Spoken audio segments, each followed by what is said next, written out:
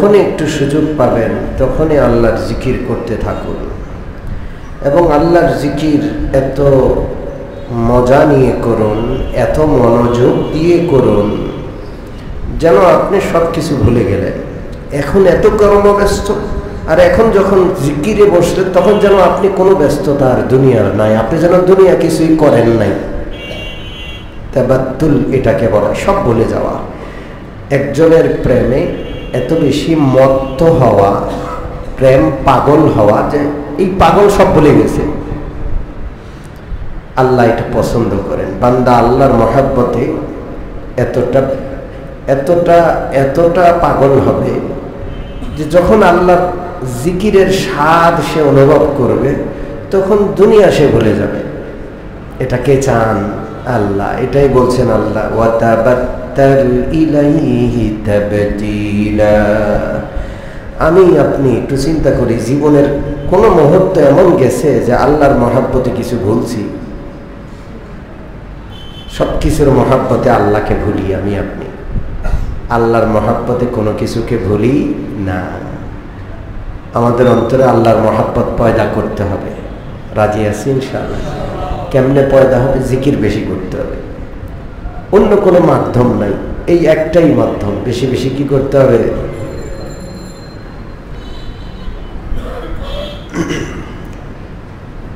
আল্লাহর হাবিব সাল্লাল্লাহু আলাইহি ওয়াসাল্লাম রমজান সম্পর্কে বলছেন, রমজানের 4টা কাজ বেশি বেশি করো। অন্যান্য অনেক আমল আছে। ওয়াস্তাকসিরু ফীহি মিন 4 খিসালিন। আল্লাহ রাসূল বলেন রমজানে 4টা কাজ বেশি বেশি করো। খাসলাতাইনি তারদাউনা বিহিমা রাব্বাকুম। 4টা কাজ বেশি করো, 2টা কাজের মাধ্যমে তোমাদের প্রভু আল্লাহকে তোমরা সন্তুষ্ট করবা। রমজান আসছে, অনেকে জিজ্ঞেস করে, হুজুর কি আমল বেশি করব, কোন জিকিরটা বেশি করব? জিজ্ঞেস করে কি করে না? রমজানে আল্লাহ রাব্বুল আলামিনের হাবিব 4টা খাসলাত, 4টা জিকির বেশি করতে বলছেন। 2টার দ্বারা প্রভু রাজি হবে। আমি আমার আল্লাহকে রাজি করা ছাড়া কোনো উপায় আছে? জোরে বলেন, উপায় আছে? আমাকে আমার আল্লাহকে রাজি করতেই হবে। আমার প্রভুকে রাজি করা ছাড়া আমার কোনো বিকল্প। তো 2টা কাজ দ্বারা প্রভু রাজি হবে। আল্লাহ রাসূল বলেন সেই 2টা কাজ কি? শাহাদাতু আল্লা ইলাহা ইল্লাল্লাহ। বেশি বেশি কালিমা পাঠ করতে হবে। কি পাঠ করতে হবে? জোরে বলেন। কালিমা বেশি বেশি পাঠ করলে কে খুশি হবে? কে খুশি হবে? আল্লাহ।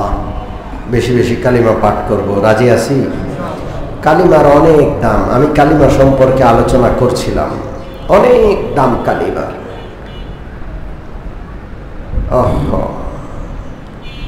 হাদিস আছে আমার সামনে, সহিহ তিরমিজির হাদিস। আল্লাহর হাবিব সাল্লাল্লাহু আলাইহি ওয়াসাল্লাম বলেন, কিয়ামতের ময়দানে সমস্ত মানুষ উপস্থিত। আল্লাহর হাবিব সাল্লাল্লাহু আলাইহি ওয়াসাল্লাম বলেন, আল্লাহ তাআলা আমার উম্মতের একজন মানুষকে সেখানে দাঁড় করাবেন। সমস্ত মানুষের সামনে একজন মানুষকে আল্লাহ ডাকবেন। তার আমলনামা খোলা হবে। আমলনামার মধ্যে শুধু গুনাহ, শুধু অন্যায়, শুধু অপরাধ। আল্লাহ রাসূল বলেন 99টা দফতর খোলা হবে। কয়টা? এক একটা দফতর তার আমলনামার চোখের দৃষ্টি সীমা ছাড়াবে।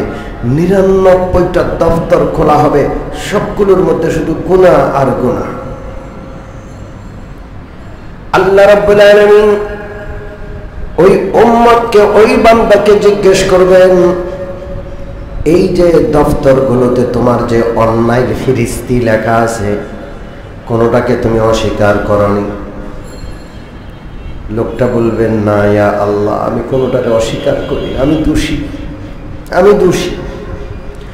আল্লাহ রাব্বুল আলামিন জিজ্ঞেস করবেন, আযালামাকা কাতাবাতিল হাফিজুন, আমার মুনকার নকির ফেরেশতা যে তোমার ব্যাপারে লিখেছে, কোন জুলুম করছে কিনা, কোনো অন্যায় ভাবে কিছু লিখছে কিনা।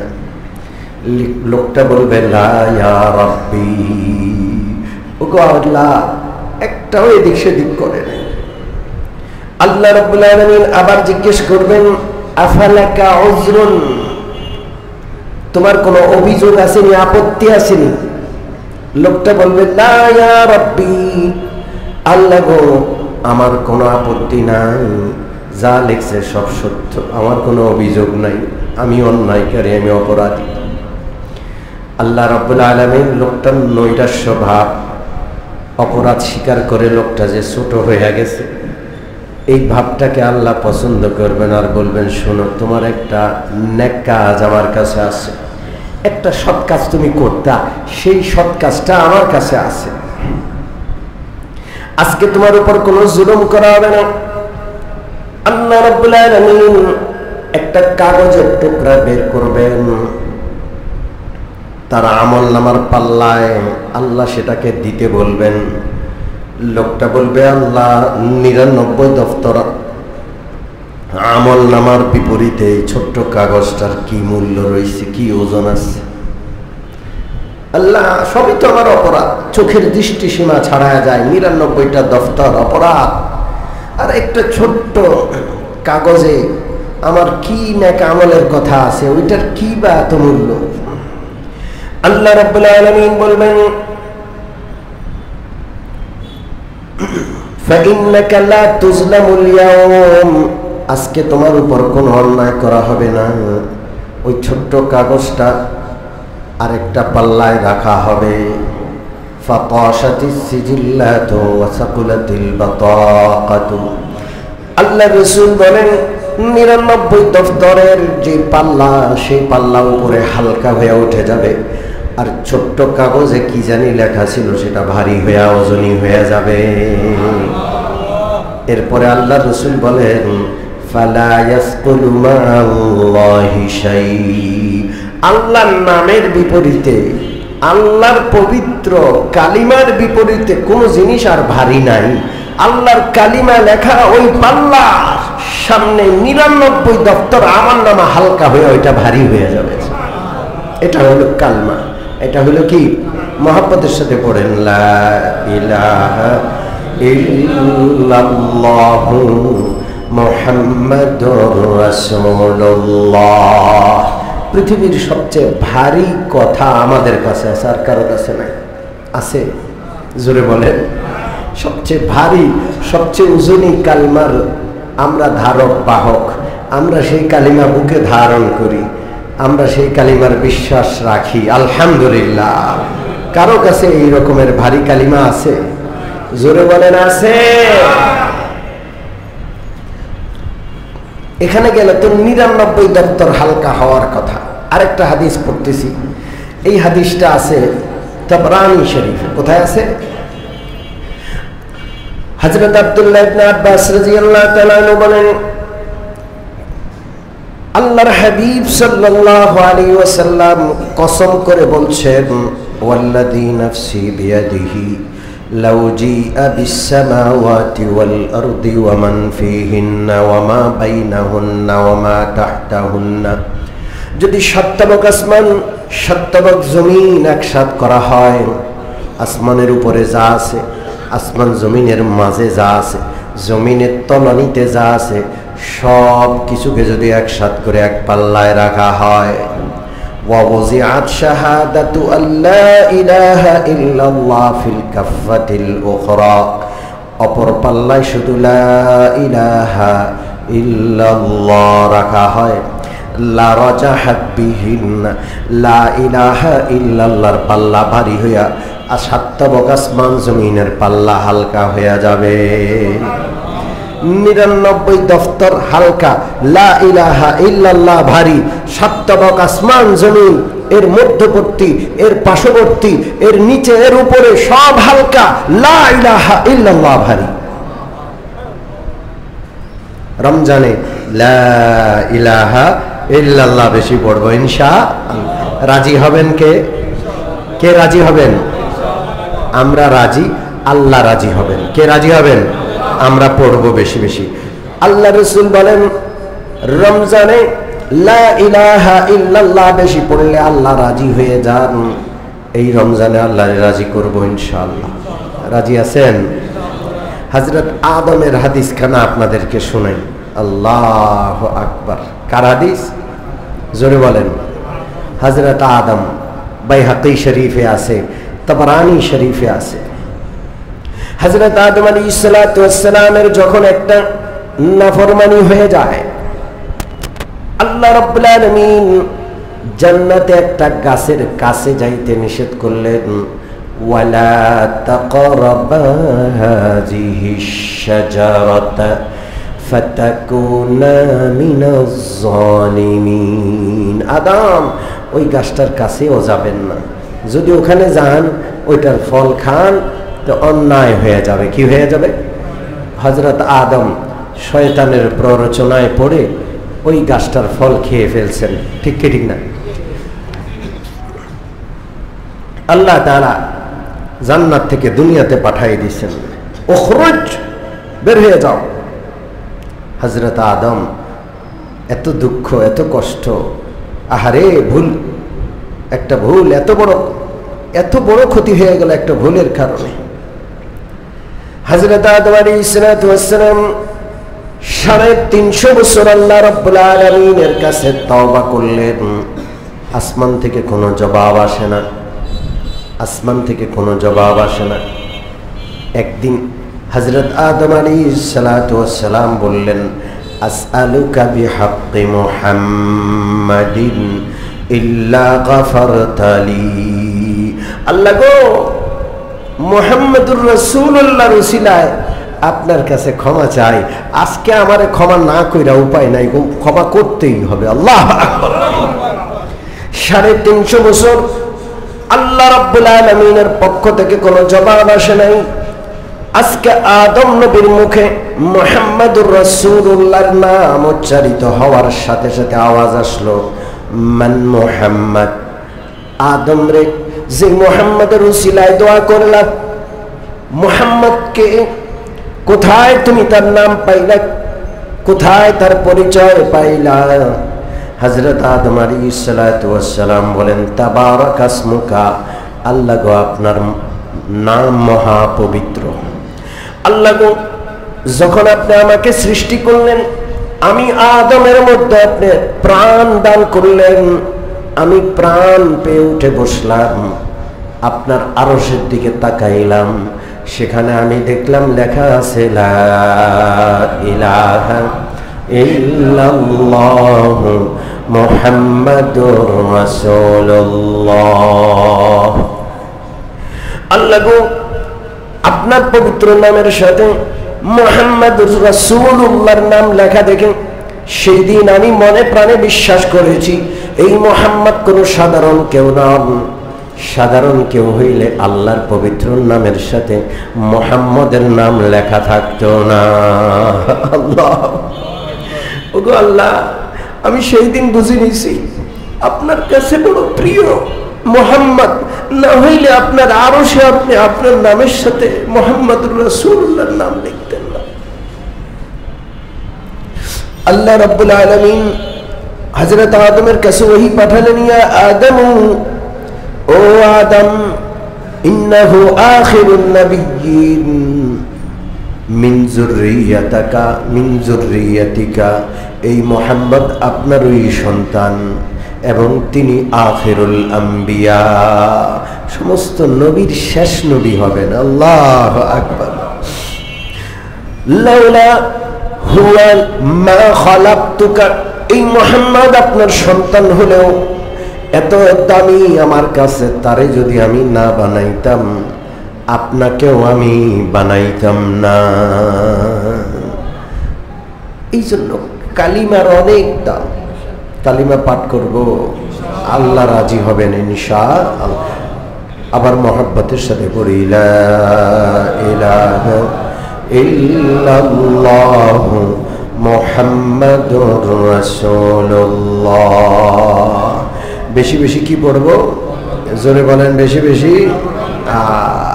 যে ব্যক্তি কালিমা পড়বে, আল্লাহ রাব্বুল আলামিন বলেন যে ব্যক্তি বেশি বেশি কালমা পড়বে তাকে আমি আযাব দিব না, আমার আযাব থেকে তাকে মুক্তি দান করব। সুবহানাল্লাহ। অন্য হাদিসে আছে আল্লাহ রসুল বলেন, আল্লাহ তাআলা বলছেন যে ব্যক্তি কালিমা পাঠ করলো সে আমার কেল্লায় ঢুকে গেল। কার কেল্লা? আল্লাহ। আর আল্লাহ বলেন যে আমার কেল্লায় ঢুকে গেল সে আমার আযাব থেকে মুক্তি পায়া গেল। বেশি বেশি পড়বো ইনশাআল্লাহ। তাহলে রমজানের প্রথম জিকির হইল লা ইলাহা ইল্লাল্লাহ।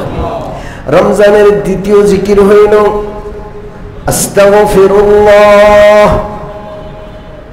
রমজানের 1 নম্বর জিকির লা ইলাহা, 2 নম্বর জিকির হইল আস্তাগফিরুল্লাহ। আস্তাগফিরুল্লাহ বেশি পড়লে আল্লাহ সন্তুষ্ট হন। কে সন্তুষ্ট হন? জোরে বলেন। আল্লাহ রাব্বুল আলামিন সন্তুষ্ট হবেন। আস্তাগফিরুল্লাহ বেশি বেশি পড়ব। রমজানের দ্বিতীয় জিকির কি? আস্তাগফিরুল্লাহ। আস্তাগফিরুল্লাহ বেশি পড়লে কি লাভ? আস্তাগফিরুল্লাহ বেশি পড়লে অনেক লাভ, অনেক লাভ। অভাবী অভাব দূর হয়ে যাবে, পেরেশান পেরেশানি দূর হয়ে যাব। আল্লাহু আকবার। বিশ্বনবী রাহমাতুল লিল আলামিন বলেন, মান লাজিমাল ইস্তিগফারা জাআলাল্লাহু লাহু মিন কুল্লি দায়্যিকিন মাখরাজা। যে ব্যক্তি বেশি বেশি ইস্তিগফার পড়বে, যে কোনো সংকীর্ণতায় আল্লাহ তার জন্য পথ খুলে দিবেন। অভাব দেখা দিছে, অভাব থাকবে না, সচ্ছলতা চলে আসবে ইনশাআল্লাহ। কোন এক মুসিবতে পড়ছেন, বের হওয়ার উপায় নাই, ইস্তেগফার বেশি বেশি পড়েন, আল্লাহ বের হওয়ার পথ খুলে দিবেন। সুবহানাল্লাহ। ওয়া মিন কুল্লি হাম্মিন ফারাজা। বিশ্বনবী মানে যে কোনো মুসিবতে, যে কোনো পেরেশানিতে আল্লাহ তাআলা পেরেশানি দূর করে দিবেন। আস্তাগফিরুল্লাহ বেশি বেশি পড়েন, পেরেশানি দূর হয়ে যাবে। ওয়া রাযাকাহু মিন হাইসু লা ইয়াহতাসিব। এমন জায়গা থেকে আল্লাহ রিজিক দিবেন কল্পনাও করা যায় না।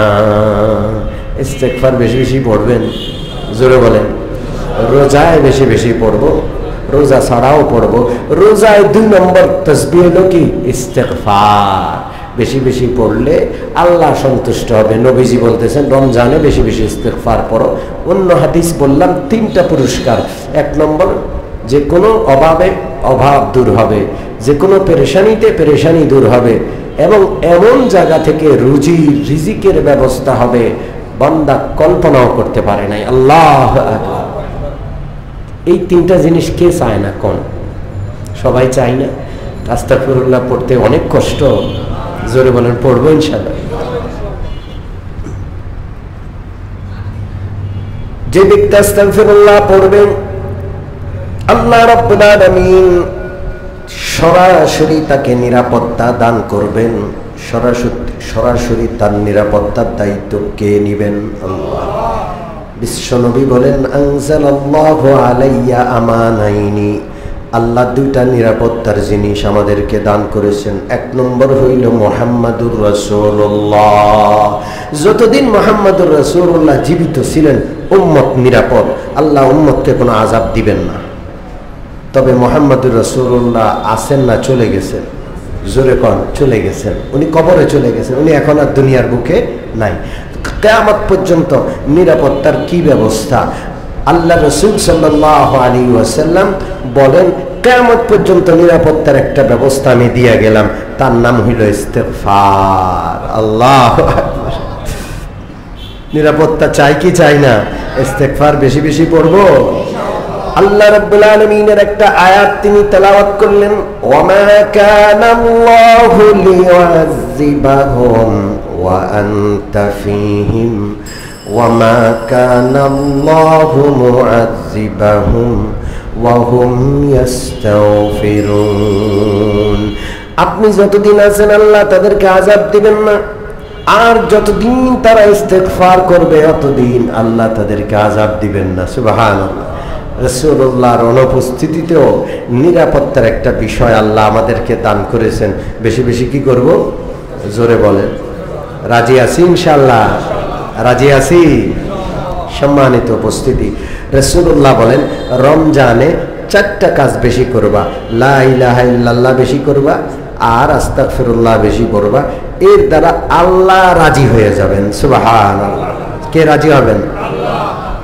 লা ইলাহা ইল্লাল্লাহ আস্তাগফিরুল্লাহ, লা ইলাহা ইল্লাল্লাহ আস্তাগফিরুল্লাহ, লা ইলাহা ইল্লাল্লাহ আস্তাগফিরুল্লাহ। পড়ব ইনশাআল্লাহ। এরপরে নবীজি বলেন আরো 2টা কাজ বেশি বেশি করবা, যে 2টা কাজ না করে উপায় নাই। 1 নম্বর হইল জান্নাত চাইবা, আর 1 নম্বর হইল জান্নাত আর জাহান্নাম থেকে মুক্তি চাইবা। জান্নাত চাওয়া ছাড়া উপায় আছে? কথা কয় না। জাহান্নাম থেকে মুক্তি চাওয়া ছাড়া কোনো উপায় আছে? কেউ আছে জাহান্নামে যাইতে রাজি? হ্যাঁ?